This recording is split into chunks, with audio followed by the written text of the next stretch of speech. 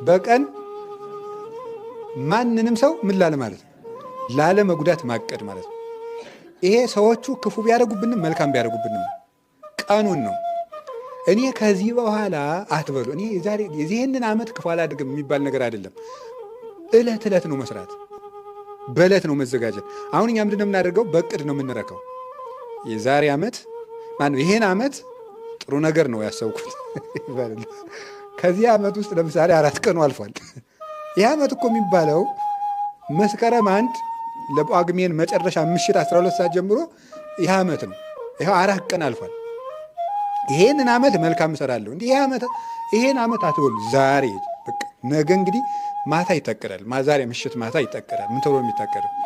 ነገ ማንንም ሰው አልጎዳም፣ እግዚአብሔር ይርዳኝ። ነገ ቢያንስ ለአንድ ሰው መልካም አድርጋለሁ። ለአንድ ሰው ውሃ ቀርታችሁ ለሆነ ሰው ልትሰጡ ትችላል። ትንሽም ትሁን ግድ የላችሁ። ለአንድ ሰው መልካም ማድረግ የሚል መርህ እስኪ ያዙ። እስኪ በሉ በስንት በአንድ ቀን ማለት ደግሞ በቀን ማንንም ሰው አለመጉዳት። እችን ከተለማመድ በስመ አብ ወወልድ ወመንፈስ ቅዱስ ጸደቅን በሉ። ስለዚህ አንዱ ይሄ ዘመንን የምንጠቀምበት ነገር ከዚህ ነው ከትንሽ